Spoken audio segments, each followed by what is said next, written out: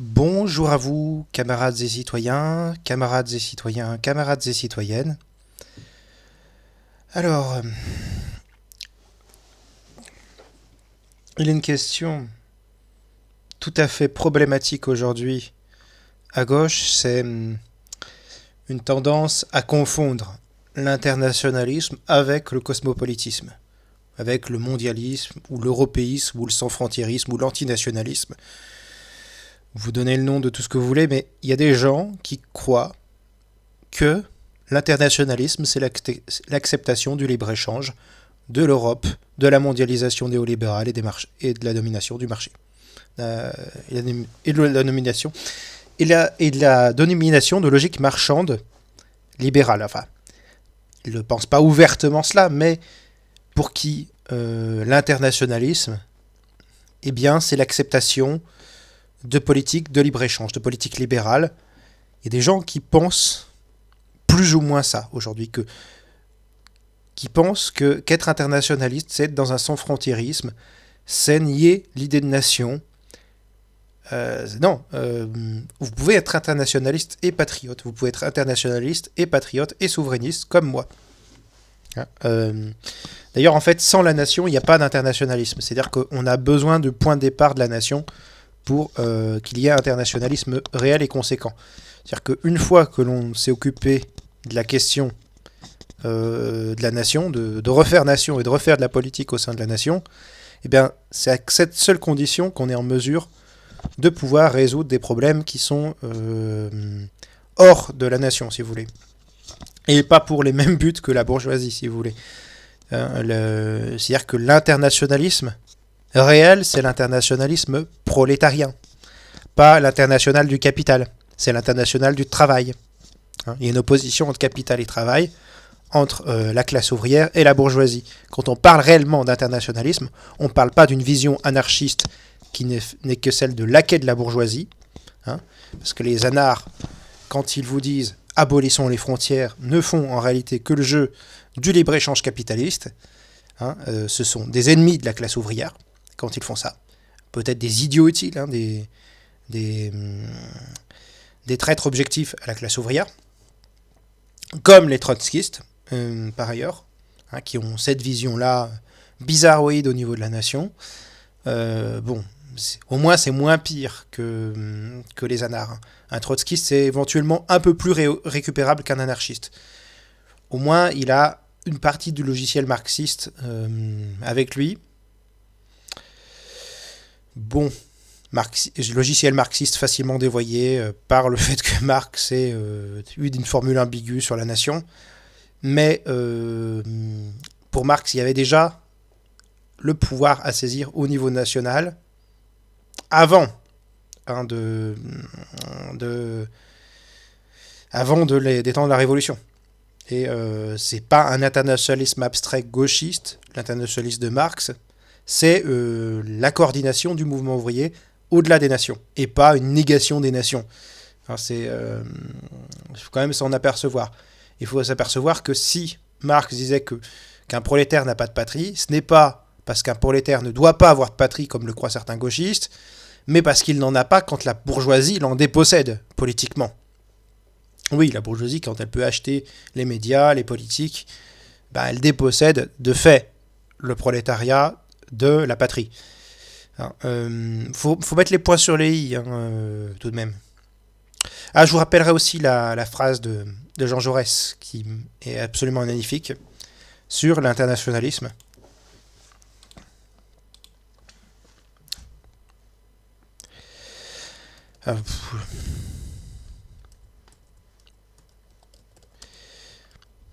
Alors, cette phrase de Jaurès dit,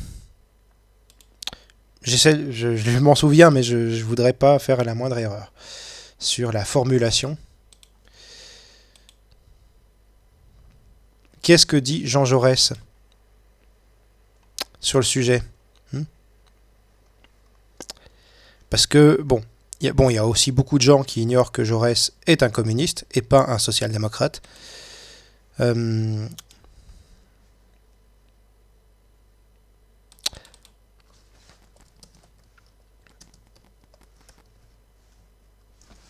Qu'est-ce que disait Jaurès? Un peu d'internationalisme éloigne de la patrie. Beaucoup d'internationalisme y ramène. Un peu de patriotisme éloigne de l'international. Beaucoup de patriotisme y ramène. Donc je répète, la situation de notre camarade communiste Jean Jaurès, qui est un socialiste républicain, c'est un peu d'internationalisme éloigne de la patrie. Beaucoup d'internationalisme y ramène. Un peu de patriotisme éloigne de l'international. Beaucoup de patriotisme y ramène. Conception de la patrie qui ne s'oppose pas à l'internationalisme et conception de l'internationalisme qui ne s'oppose pas au patriotisme. Alors pourquoi il faut le rappeler? Déjà parce qu'on n'est pas pour le libre-échange et la libre concurrence, qui nuit aux travailleurs quand on est communiste. Et ensuite parce qu'aujourd'hui, malheureusement, à gauche, on a beaucoup trop d'européistes. Les européistes de gauche, soit vous essayez de les convaincre et de les raisonner, soit vous les combattez, vous les dénoncez. Alors moi, je suis peut-être dans une approche un peu offensive, parce que je n'ai pas forcément toujours la patience de tomber sur des gens qui vont me traiter de rouge-brun, de nasbol, de tout ce que vous voulez par ailleurs. Par ailleurs, si on y va par là, James Connolly, Che Guevara, Thomas Sankara, c'était des nasbols. C'était des nationaux bolcheviques. C'est des gens qui étaient anti-impérialistes, c'est des gens qui défendaient l'indépendance nationale. D'horribles nazis. Des nationales et socialistes. À partir d'un moment, il faut arrêter. Il faut arrêter de dire des bêtises et de confondre le patriotisme et le nationalisme. Le souverainisme et le nationalisme. Le nationalisme ethnique, le nationalisme civique, qui n'ont rien à voir. La conception civique de la nation, il n'y a pas de problème avec ça. La conception ethnique, il y a un problème. Le problème du nationalisme, c'est plutôt ces tendances qu'il y a dans le nationalisme de droite, des tendances à des idées réactionnaires, conservatrices ou xénophobes, le rejet de l'étranger, ou la tendance à l'interclassisme. Mais en fait, en soi, l'idée de nation n'est pas mauvaise. C'est ce qu'une certaine droite en fait. D'ailleurs, l'idée de nation vient de gauche à la base. Et est liée aux idées républicaines. Je précise cela. C'est pour ça qu'il faut distinguer le patriotisme du nationalisme. Une conception civique et une conception identitaire de la nation. Alors sans non plus nier l'idée qu'il puisse y avoir une identité nationale qui puisse tout à fait se conjuguer avec une vision universaliste. Et voilà, pourquoi pas. Mais voilà, oui, il y a une identité nationale, pour autant ça ne signifie pas du chauvinisme, du suprémacisme, de l'identitarisme. Ça signifie, on est une nation. Ça ne signifie pas la volonté de vouloir rejeter ou d'écraser les autres nations, les autres cultures, les étrangers. Le fait de s'affirmer en tant que nation, ça ne signifie pas haïr l'étranger. Ça signifie le reconnaître et se reconnaître en retour. Parce que souvent, l'argument qui est sorti contre les Frexiteurs comme moi, qui ne veulent pas de l'Union européenne, de l'euro, de l'OTAN, parce qu'ils sont contre le libre-échange, contre le néolibéralisme, contre la mondialisation capitaliste, contre le capitalisme lui-même, en l'occurrence, en ce qui me concerne, contre l'impérialisme américain. C'est l'argument de « oulala, mais repli sur soi, nationalisme, oulala, fascisme ». Bon, faudrait leur rappeler par exemple que le nazisme, c'est un mouvement qui non seulement n'est pas socialiste, parce que ça c'est de la démagogie, mais qu'il n'est même pas nationaliste quelque part, parce que l'idée des nazis, c'était pas l'idée de nation au sens où on l'entend couramment, c'était l'idée davantage une conception du monde raciste et impérialiste. Et la nation, c'était avant tout vu comme une communauté ethnique, enfin une communauté raciale, enfin une vision raciste. Et qui n'avait rien à voir avec ce qui était traditionnellement plutôt lié à une conception, disons, classique de la nation, si vous voulez. Conception, en tout cas, ça n'a rien à voir avec conception civique et même pas forcément avoir une conception particulièrement culturelle dans le cas des Nasbrock. Il y avait une conception liée qui n'était pas vraiment liée à la nation, ce qu'on a défini traditionnellement comme la nation. Mais le sophisme mais pour l'essentiel, le problème, c'est le sophisme par association de t'es souverainiste de gauche, donc socialiste et nation, donc nazi. Voilà. Donc tu es de droite, d'extrême droite même. Vous avez ce genre de bêtises à gauche. Alors là, on va essayer de...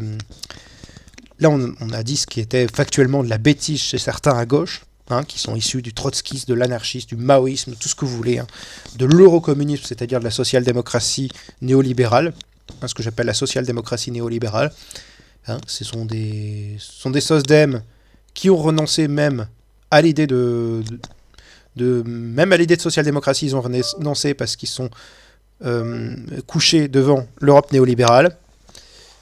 Sont des gens qui sont à droite de la social-démocratie, y compris les gens du PCF, une bonne partie, pas tous les gens du PCF, il reste par exemple en Saône-et-Loire des camarades qui sont sur une ligne à peu près correcte, mais une bonne partie du PCF, c'est de la social-démocratie néolibérale. C'est des sociolibéraux, voire des néolibéraux tout court. Ce sont des gens qui te disent qu'on ne devrait pas sortir de l'Europe, qu'il faut essayer une Europe des peuples, une Europe sociale, une Europe ou une Europe des nations, quand ils osent parler de nations, qu'il faudrait réformer l'Europe de l'intérieur, ou juste lutter contre les dérives libérales de l'Europe, mais jamais en sortir. Alors que l'Europe, c'est ce qui nous tue. C'est ce qui tue notre classe ouvrière, c'est ce qui tue les prolétaires, c'est ce qui détruit la vie de millions de Français. L'Europe est antisociale et antidémocratique. Quand est-ce que certains gauchistes, qui manifestement n'ont rien de gauche, au sens historique du terme, vont-ils s'apercevoir que l'Europe est antisociale et antidémocratique, et qu'elle est par définition de droite, libérale et réactionnaire? Il faut dire les choses. Franchement, il faut pointer les problèmes là où ils sont, et pas faire la politique de l'autruche. Alors, je vais vous donner des exemples historiques sur le sujet de gens qu'on ne peut vraiment pas classer à droite, puisqu'il s'agit de Benoît Frachon et d'Henri Krasuki.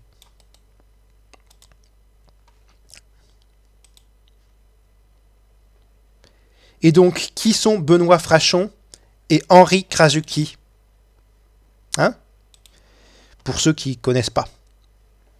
Eh bien, Benoît Frachon et Henri Krasuki, ce sont tous les deux des membres et du PCF et de la CGT. Rien que ça. Des communistes, des syndicalistes. Et en l'occurrence, Benoît Frachon a été secrétaire général de la CGT de 1945 à 1967.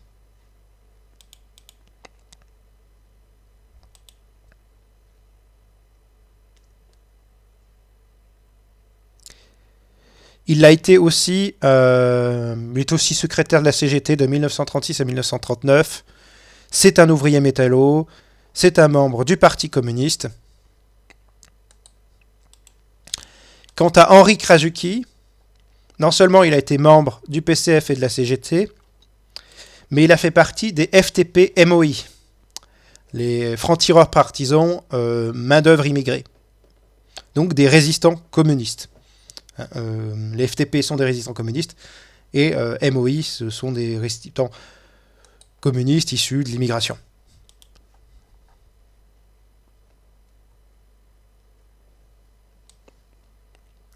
Et oui, c'est aussi quelqu'un qui a été victime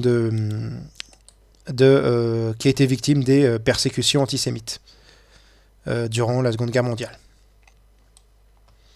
Donc ce sont des gens qui, normalement, à gauche, si la gauche est encore de gauche, sont hautement respectables. Une des figures de l'antifascisme, du syndicalisme, du Parti communiste, qui est Henri Krasuki, et une figure du syndicalisme, un grand secrétaire général de la CGT, et un membre du PCF, du Parti communiste,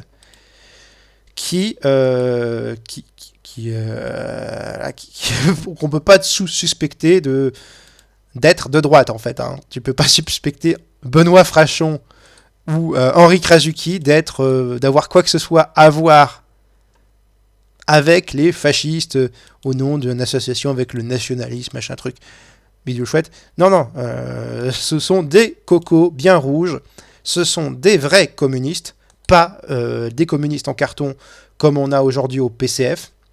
Alors, comme je le dis, tous les membres du PCF ne sont pas des communistes en carton. Il y a les sections de Saône-et-Loire, il y a des gens comme Emmanuel Dangtran, qui sont, pour le coup, de vrais communistes. Mais bon, c'est une frange du PCF que je vous invite à soutenir au passage. Je vous invite, si vous voulez être membre du PCF, je vous invite tous à faire l'effort de structurer la tendance de Emmanuel Dangtran en quelque chose de plus solide. Si vous êtes membre du PCF, si le PCF vous intéresse, sinon vous rejoignez République Souveraine ou l'UPR ou le PRCF ou que sais-je, où vous militez dans la pratique à la CGT en essayant de voir ce que vous pouvez faire à votre mesure, où vous essayez de trouver la stratégie qui vous convainc le mieux. Moi, je suis pas là, je suis pas votre mère pour vous dire, vous donner un plan. Non seulement je suis pas votre maman, mais c'est pas ça la question. La question, c'est que moi, je n'ai pas toutes les réponses. Je cherche encore beaucoup de réponses. Mais ce qui est sûr, ce que j'ai comme réponse, c'est qu'il faut sortir de l'Union européenne. Sur ce, nous allons lire l'article en question parce que après ces près de 16 minutes 16-17 minutes d'introduction, on va parler de l'article sur la construction européenne, qui est un article peut-être un peu plus court que ce que je viens de dire, mais du coup, qui est un article qui est assez percutant. Il est sur le blog commune, blog d'El Diablo, publié par Michel El Diablo, donc je suppose que c'est peut-être un pseudo, bref, mais du coup, apparemment il a relayé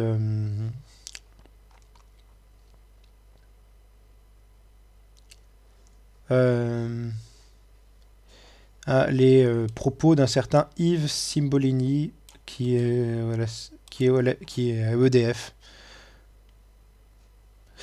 Yves Simbolini, oui. L'information d'un... Apparemment, ils ont relayé les propos d'un syndicaliste. Bref, camarades et citoyens, camarades et citoyennes, on va faire une lecture d'article. Alors, ça date du 1er décembre 2015. Donc, ça date d'il y a une dizaine d'années. Mais nous, on s'en fout. Parce que on considère qu'il faut faire l'histoire et la mémoire du mouvement ouvrier, qu'il faut rappeler ce qui a été, rappeler quelles sont nos racines, rappeler nos racines lointaines et proches et lointaines.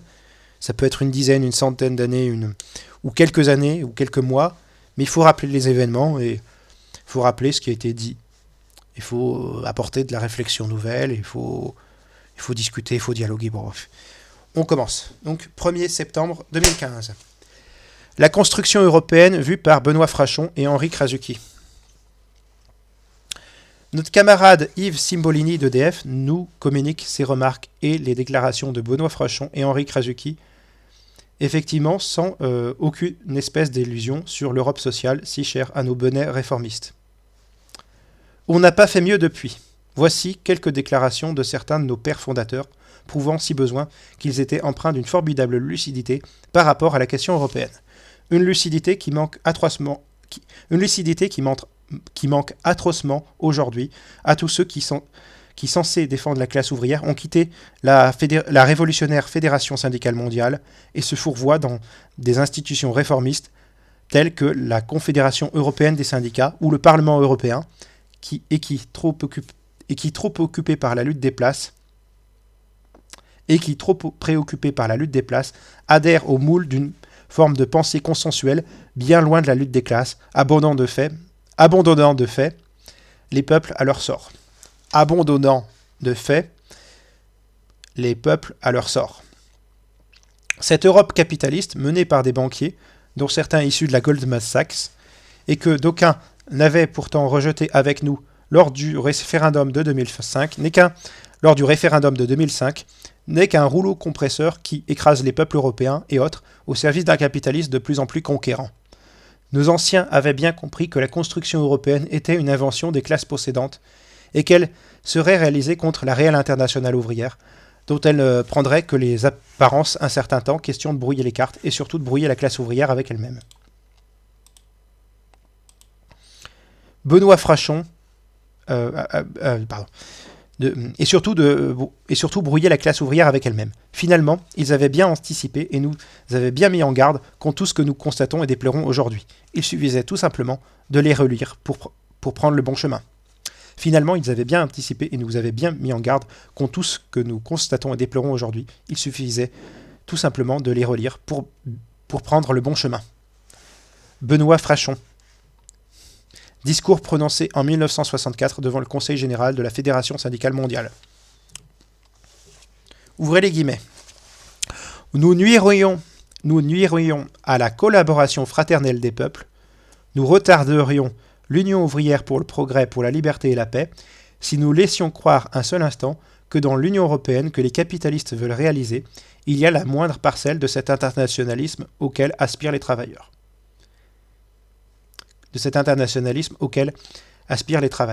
Nous devons au contraire démasquer leurs subterfuges et expliquer que les États-Unis d'Europe, dont parlent d'abondance les représentants les plus typiques des monopoles, ne seraient qu'une simple association réactionnaire d'exploiteurs unissant leurs efforts pour maintenir les peuples sous leur domination et empêcher l'évolution de la société vers le socialisme, vers une véritable collaboration fraternelle des peuples. Fermez les guillemets.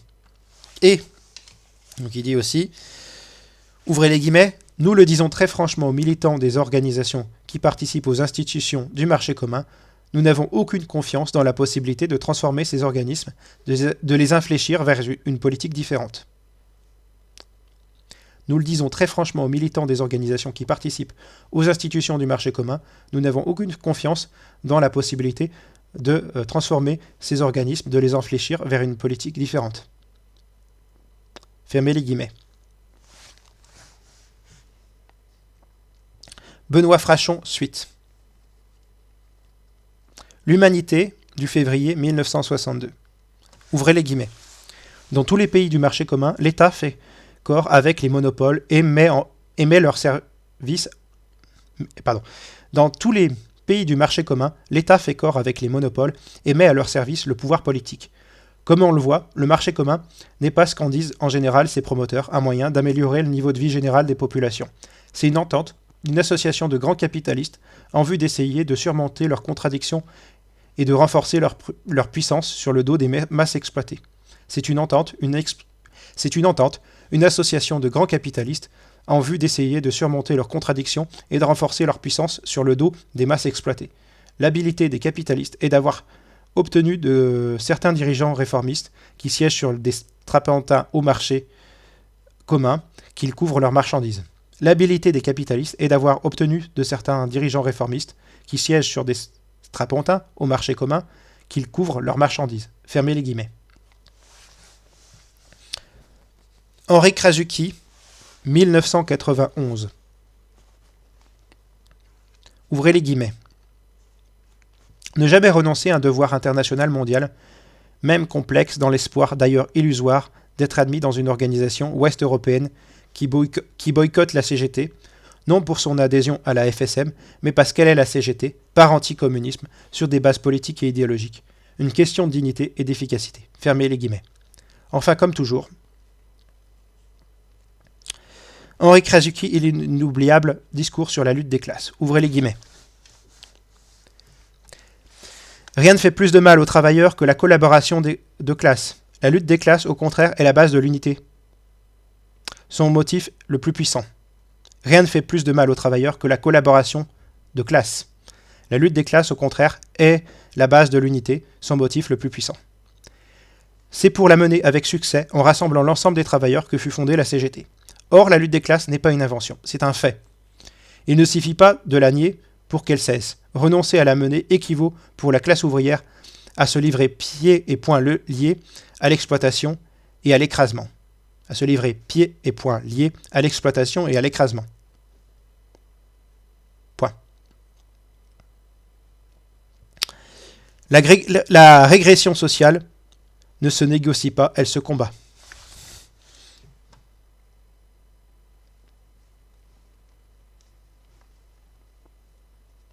Fermez les guillemets.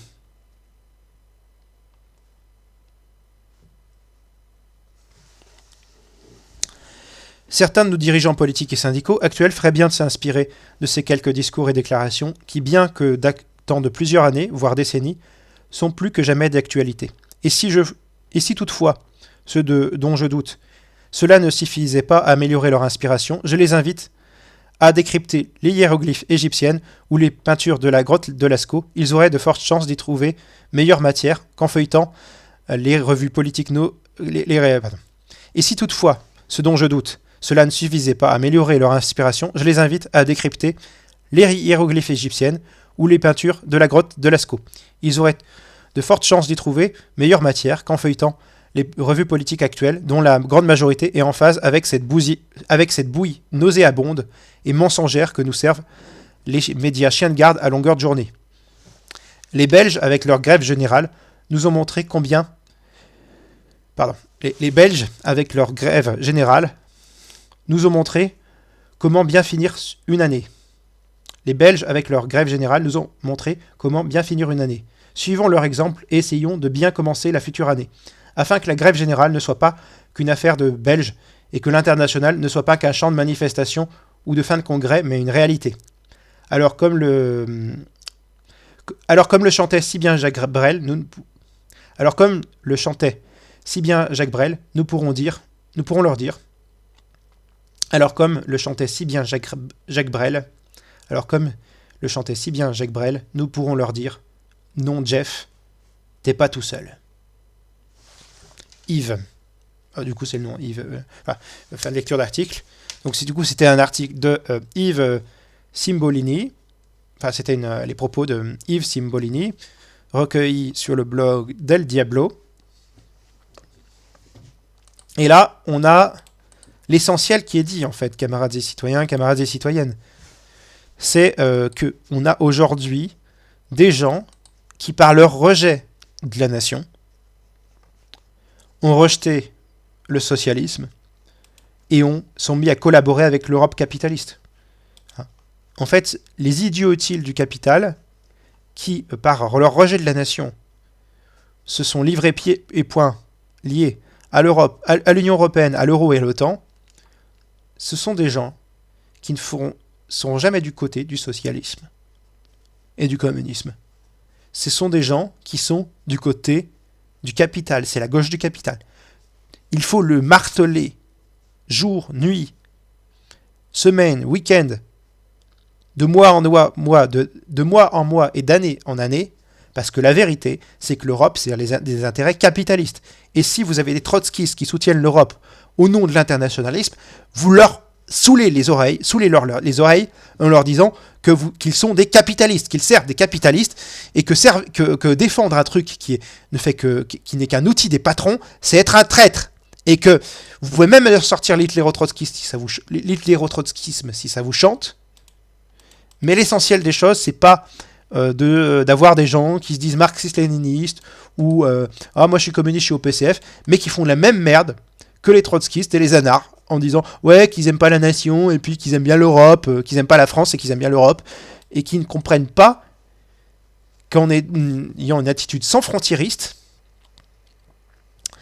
ils sont en train de se livrer point et pied liés, la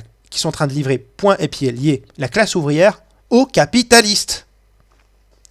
Alors, c'est pour ça que les mecs de Hello, vous devez les emmerder avec ça. Je vous invite à bien les faire chier avec ça. Vous avez peut-être sûrement des braves types parmi eux. J'imagine qu'il y a des gens qui ont pu se retrouver là parce qu'ils sont de gauche, parce qu'ils sont communistes, mais vous devez leur faire voir la réalité en face. Moi, mon but, c'est pas d'être méchant avec les gens qui racontent des conneries. Hein, c'est vrai que j'aime bien parfois l'être. Mais mon but, c'est qu'on les mette face à leurs contradictions. Je veux mettre à la fois autant les mecs de droite face à leurs contradictions, les mecs de gauche face à leurs contradictions. C'est cohérent qu'un mec de droite soit pour l'Union Européenne. Hein. S'il est du côté du capital. Hein, alors bon, si c'est quelqu'un de la droite nationaliste, on va dire qu'il ne va pas forcément trop aimer l'Europe, s'il aime l'idée de nation, et que l'Europe, ça nique un peu la nation. Factuellement, c'est le cas, hein, que vous soyez de gauche ou de droite, l'Europe, c'est quelque chose qui détruit la nation. Hein, qui sert les intérêts capitalistes et qui détruit la nation. Bah, au passage, les gens de droite qui disent aimer la nation, vous devez essayer de les convaincre que vous ne pouvez pas à la fois défendre le capitalisme et défendre un système capitaliste et dire que vous aimez la nation et qu'à partir d'un moment, il ne faudra pas simplement lutter contre les dérives libérales du capitalisme, mais aller à la racine du mal, si vous voulez. Et là, vous pouvez sauver la nation. Si vous détruisez le capitalisme, vous sauvez la nation. Vous sauvez la nation avec son peuple. Avec son peuple, avec son histoire, son patrimoine, avec sa souveraineté politique, économique, sa vie culturelle. Là, vous avez... parce que le capital, c'est une machine à détruire et les peuples, et les cultures, et le niveau de vie des populations, et la démocratie. Voilà. Il faut mettre les points sur les i et dire les vérités essentielles. L'indépendance nationale, mes amis, l'indépendance nationale. Pensez à Sankara, pensez à James Connolly, pensez à Thomas Sankara, pensez à Che Guevara, pensez à James Connolly. Est-ce que vous pensez que ces gens-là, qui sont des vrais camarades, on ne peut pas douter que ce soit des camarades, c'est des gens, vous pensez que ces gens-là, ils étaient eux contre l'idée de nation ? Ces gens-là, l'une de leurs devises, c'était la patrie ou la mort. Pas forcément exprimé de la même façon. En tout cas, Thomas Sankara et Che Guevara, il y avait un fort lien avec l'idée de la patrie ou la mort. James Connolly, c'était que le socialisme est dans la continuité de ce qu'il appelait le nationalisme, et que le nationalisme était insuffisant pour l'indépendance nationale. Le socialisme était nécessaire pour James Connolly. Hein. James Connolly, c'est quelqu'un qui disait aux nationalistes irlandais si vous hissez le drapeau vert sur le drapeau de Dublin, l'Angleterre continuera à vous dominer par ses institutions marchandes et capitalistes. Vous croyez que celui-ci, dans son activité politique, il s'est mis à cracher sur l'idée de nation ? Non, il en est devenu un porte-étendard d'une conception de gauche de la nation. Hein, James Connolly, qui est un indépendantiste irlandais, un syndicaliste et un marxiste.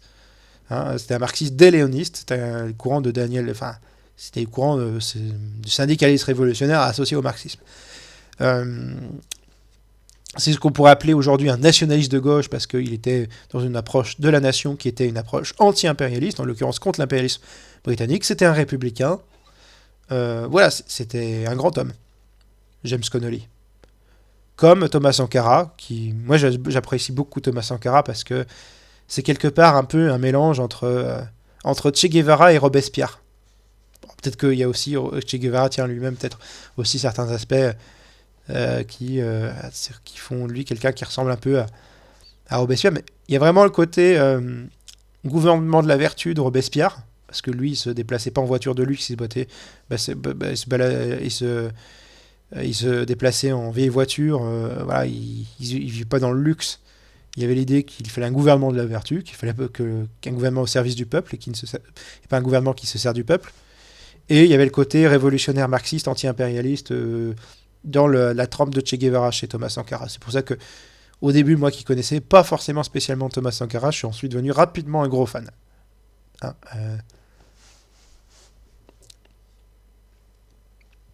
Quel charisme, notre ami Thomas Sankara. Ces gens-là, Thomas Sankara, James Connolly, Che Guevara, ce sont des gens qui défendent l'indépendance nationale. Ce sont des souverainistes à leur façon. Comme le sont Henri Krasuki et comme le sont Benoît Frachon. Vous ne pouvez pas les accuser d'être des fachos. C'est faux. À moins d'être complètement idiot. Voilà. C'est comme si on accusait Robespierre, Marat, Saint-Just d'être des fascistes. Voilà, c'est comme si on accusait Robespierre, Marat, Saint-Just d'être des fascistes. Voilà, c'est comme si on accusait Robespierre, Marat, Saint-Just d'être des fascistes. Voilà, c'est comme si on accusait Robespierre, Marat, Saint-Just d'être des fascistes. Voilà, c'est comme si on accusait Robespierre, Marat, Ce serait ridicule. Ce serait ridicule.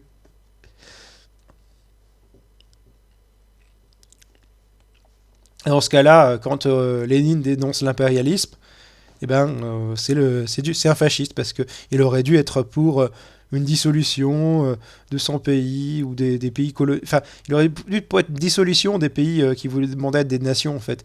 Les pays qui demandaient à être des nations, si on suit le schéma de certains gauchistes, les pays qui demandaient l'indépendance nationale, ils auraient dû s'autodissoudre et se continuer à être dominés par les pays impérialistes. C'est super, hein. Au nom de la lutte contre l'impérialisme,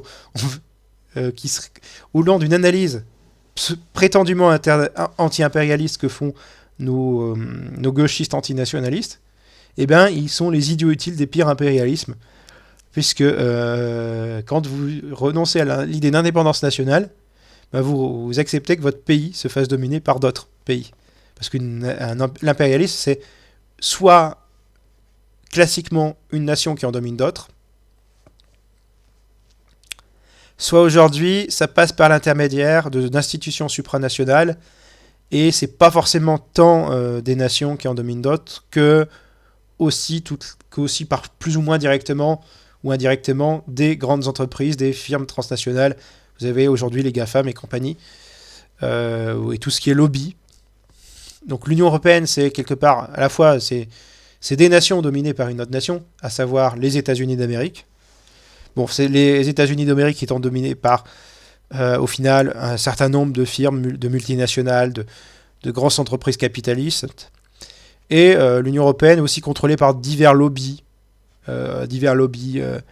capitalistes divers, en grandes entreprises. Donc en réalité, ça n'a pas trop de sens aujourd'hui, la vision qu'ont certains gauchistes de l'anti-impérialisme, ou d'un anti-impérialisme et d'un internationalisme qui sont complètement bidons, parce qu'ils ne comprennent pas ce qu'est l'anti-impérialisme, ils ne comprennent pas que l'anti-impérialisme exige l'idée de nation, et donc ils ne comprennent pas que dans leur propre pays, ils doivent défendre l'idée d'indépendance nationale face aux États-Unis, face à l'Union européenne, face à l'OTAN, face à l'euro, face au FMI, face à l'OMC. Hein, y a des gens aussi qui te sortent le fait qu'ils sont pour l'indépendance nationale d'autres nations, mais pas de leur propre pays. Et du coup, ils s'empêchent d'agir pour ces pays dont ils souhaitent l'indépendance nationale, ou dont ils prétendent souhaiter l'indépendance nationale.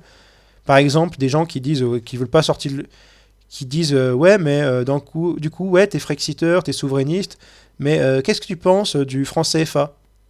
Comme si le fait de s'opposer à l'UE, à l'euro, à l'OTAN, au FMI, à l'OMC, ça ferait de nous des gens qui veulent défendre le franc CFA, alors qu'on est totalement contre. C'est des gens c'est les fameux individus qui te disent, quand vous parlez de l'impérialisme américain, quand vous parlez de l'européisme, qui vous sortent l'impérialisme français pour détruire l'idée de la légitimité d'une nation française et d'un attachement à la nation en France. Et en vous disant, vous êtes un rouge-brun, qu'est-ce que tu dis? Tu dis rien de l'impérialisme français, hein? Mais j'ai envie de dire, mais si vous êtes des imbéciles, vous pouvez pas lutter contre le CFA, le franc CFA, si, à votre échelle en tout cas, si vous dites pas que vous êtes contre l'UE, contre l'euro, contre l'OTAN, contre le FMI, contre l'OMC, contre le capitalisme, et que vous n'envisagez pas une vision intelligente pour prendre le pouvoir et mettre fin à cette saloperie qu'est le franc CFA, et mettre fin au néocolonialisme, enfin, les pratiques qui existent dans votre pays qui servent le néocolonialisme. Le néocolonialisme, on le combat, mais comme tout combat, les prolétaires, ils le font à leur échelle. Vous ne pouvez pas demander à un Français, un prolétaire français, de combattre l'impérialisme dans d'autres pays avant le sien, si vous voulez, parce que il n'a pas les mêmes moyens de se déplacer qu'un bourgeois. Il agit à son échelle. Et aujourd'hui, on n'a pas vraiment de parti communiste bien constitué, on n'est pas au pouvoir, nous autres communistes. Donc qu'est-ce qu'on peut y faire au franc CFA quand on n'a même pas, notre propre monnaie? Moi, je suis pour qu'on mette fin au franc CFA. Il y a tout un tas de pratiques néocoloniales, mais du coup, si on est sous le joug des Américains, on peut pas faire grand-chose. C'est comme les mecs qui sont pro-Palm mais que ou pro-Israël, ou pro ce que vous voulez sur les conflits géopolitiques, sur divers conflits géopolitiques, mais qui se rendent pas compte que tant qu'on n'est pas sorti de l'UE de l'euro, qu'on n'est pas sorti de l'UE de l'euro de l'OTAN, bah, tous ces conflits du FMI, de l'OMC, tout ce que vous voulez, et ben tous les conflits géopolitiques sur lesquels ils veulent s'engager, ça ne servira pas à grand chose parce que la France n'est pas une nation souveraine et que leurs paroles ne représentent absolument rien, si ce n'est des vœux pieux teintés de moraline. Et voilà, tant qu'on est dans le carcan du libre-échange, de l'impérialisme américain, on ne peut rien faire de réellement radical à gauche. On pourra faire des petits trucs à peine d'une social-démocratie bien gauche caviar, sauvegarder deux trois trucs de nos services publics si on se bat, mais en étant sur une ligne très très très très très très très très très très très très serrée. Parce que bon, effectivement, qu'il y ait des gens qui veulent faire du social, c'est vrai, et qui soient européistes, ok. Mais ils ne seront jamais très très très radicaux. Ils sont jamais radicaux du tout en fait plutôt. Ils sont toujours très très très modérés, très très plus que modérés. Préserver 2-3 acquis sociaux par-ci par-là, avec beaucoup de difficultés, avec peu de résultats, et au final ils vont se plier à la Macronie. Où ils vont dénoncer, c'est les mêmes individus qui vont dénoncer à juste titre le RN, le FN, le RN en disant ouais c'est horrible, c'est des réactionnaires, ou c'est des capitalistes, ou c'est des libéraux, mais qui vont donner toutes les cartes à ce genre de parti politique pour accéder au pouvoir, sachant qu'ils vont faire exactement la même politique que Macron au niveau économique. C'est le RN, ils vont juste récupérer les cadres de LR. Et ils vont faire la même politique. Ils ont un côté ils ont un côté beaucoup plus plébéien que Reconquête. Et il y a une partie qui est des électorales des classes populaires parmi eux, ainsi que de la petite bourgeoisie et de la bourgeoisie en général. Ils sont du côté de la mondialisation. En réalité, s'il s'appelle Rassemblement National officiellement, en réalité, c'est Rassemblement néolibéral. Faut dire les choses. Le RN, ce ne sont même pas des nationalistes, ce sont des libéraux sécuritaires. Ils ont un conservatisme, un nationalisme qui n'est que du folklore. Évidemment, parce qu'ils sont dans un logiciel de pensée qui est libéral, qui est celui de l'Europe néolibérale, qui est celui du macronisme. C'est l'aile droite du macronisme, comme Mélenchon est l'aile gauche du macronisme, si vous voulez. Mélenchon, Le Pen, ou Mélenchon, Bardella, ou Manon Aubry, Jordan Bardella, eh bien, ce sont l'aile gauche et l'aile droite du macronisme. Ce sont l'aile gauche et l'aile droite du macronisme. Ce sont des néolibéraux. Ce sont des néolibéraux de gauche et de droite.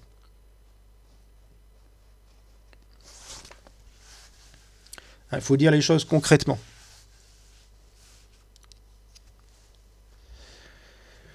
Voilà, donc il faut, camarades et citoyens, camarades et citoyennes, que vous éleviez la voix contre les gens qui vous parlent d'Europe sociale et compagnie. Vous leur dites ce que pensait réellement Benoît Frachon, qu'on peut difficilement qualifier d'être un droitard, Henri Krasuki, qu'on peut difficilement accuser d'être un droitard, et vous les confrontez à la réalité.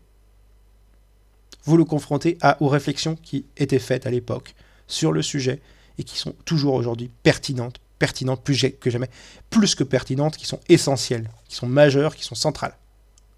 On ne peut pas envisager une transformation de la société vers une société post-capitaliste, une société socialiste, communiste, collectiviste, sans remettre en question l'Union européenne, le libre-échange et la libre concurrence, et le fait qu'on n'ait pas notre propre monnaie. Donc vous nationalisez les banques, mais vous voulez que ceux qui gardent le contrôle de la monnaie, ce soit la BCE, et bien la BCE ne va pas vous faire de cadeaux. Vous faites du socialisme, mais vous n'avez pas vos propres frontières douanières. On essaie de niquer par le jeu de l'Union européenne votre économie socialiste, selon des principes de concurrence et compagnie. Et vous mettez des coopératives sur un système de marché capitaliste, elles se cassent la gueule et sont rachetées par des capitalistes. Parce que c'est à l'échelle locale contre des grosses boîtes. Ensuite, parce que vous n'avez pas mis en place le cadre réglementaire qui permet de lutter contre les capitalistes qui sont dominants d'un point de vue économique. Donc vous mettez le renard libre dans un poulailler libre. L'Union européenne, c'est ça. L'Union européenne, c'est un cadre néolibéral pour mettre le renard libre dans le poulailler libre. Les poules, ce sont les États avec leur politique sociale. Et le renard libre, c'est le libéralisme, le capitalisme sauvage ou le capitalisme tout court, qui est en train de croquer toutes les poules, détruire les États-nations en les transformant en coquilles vides pour ses propres bénéfices, qui a pour but de liquider l'État social. Disons-le clairement, l'Union européenne, elle a pour but de liquider l'État social et de liquider même le mouvement ouvrier avec. Et elle va y arriver, ne vous inquiétez pas, ça va mal se passer. Ne vous inquiétez pas, pour la bourgeoisie, ça va bien se passer. Elle va s'en foutre plein les poches, le RN va arriver au pouvoir, il va ramener parmi ses membres, le RN, beaucoup de gens qui ont été virés de la gauche, abusivement, accusés de nationalisme, de conservatisme, de fascisme par des imbéciles, qui eux-mêmes sont des sociotraîtres. Ils vont arriver au pouvoir, ils font la même politique que Macron. Et vous avez une gauche et une droite qui sert le capital de cette façon.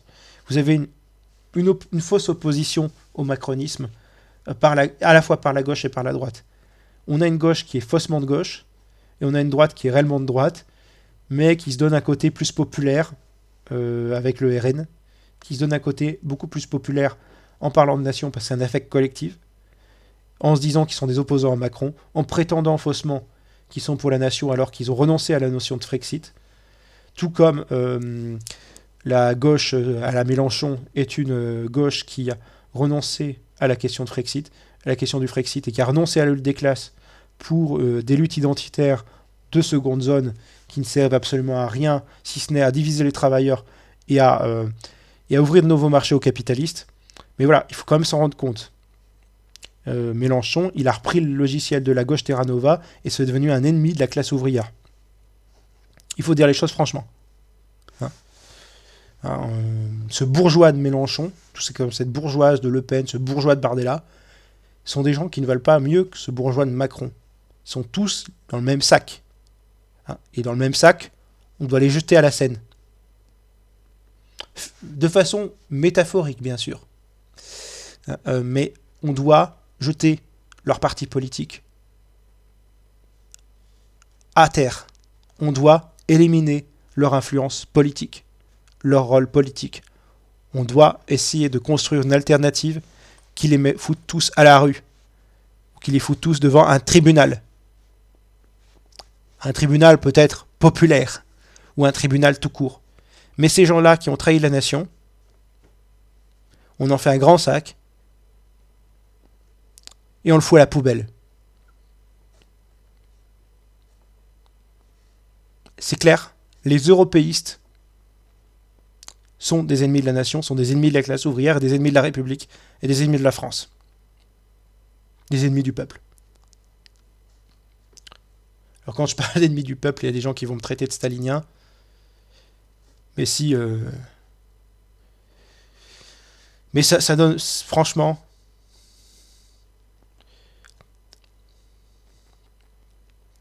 cette Union européenne, elle n'est pas elle est pas plus démocratique que les reproches de manque de démocratie que l'on faisait à l'URSS. En revanche, l'Union européenne, on peut très bien la comparer à tous les droitards qui osent comparer l'Union européenne, qui est d'essence libérale et non d'essence socialiste, à l'URSS. On doit comparer plutôt l'Union européenne au Reich ou aux États-Unis d'Amérique, ce qui est plus ou moins dans une logique exterministe capitaliste. Mais on doit comparer l'Union européenne à ce qu'elle est. Un protectorat américain, avec des anciens nazis recyclés, avec des néolibéraux, avec des chrétiens démocrates, avec des sociodémocrates véreux, qui sont très anti-ouvriers, mais vous inquiétez pas, ils sont progressistes, entre guillemets, avec des droitards, des gauchistes type Anard, trotskistes, qui sont des ennemis de la classe ouvrière, avec des gens qui sont des faux communistes, qu'on appelle eurocommunistes, ou des faux gaullistes, hein, qui sont convertis au libéral-conservatisme. Les européistes sont infiltrés dans beaucoup de partis politiques. Sont membres de beaucoup de... cette idéologie qu'est l'européisme, qui est en fait une idéologie néolibérale, est infiltrée dans beaucoup de partis politiques de gauche et de droite. Et ces partis politiques sont des ennemis... Et ceux qui, dans ces partis politiques, défendent une vision européiste sont en réalité des ennemis de la démocratie, sont des ennemis de la classe ouvrière. Et des ennemis de la classe ouvrière. Et vous ne pouvez pas être gaulliste et pro-Union européenne, et vous ne pouvez pas être communiste et pro-Union européenne. C'est incompatible. J'ai même envie de dire que vous ne pouvez pas être sociodémocrate et pro-Union européenne, parce que dans ce cas, vous n'êtes pas un social-démocrate, mais un social-libéral ou un libéral tout court, puisque vous descendez le libre-échange. Or, historiquement, malgré les défauts de la social-démocratie, il y avait des sociodémocrates qui étaient sur des positions protectionnistes, sur des positions de régulation de l'économie, qui n'ont absolument rien à voir avec le fait d'être un euro-collabo.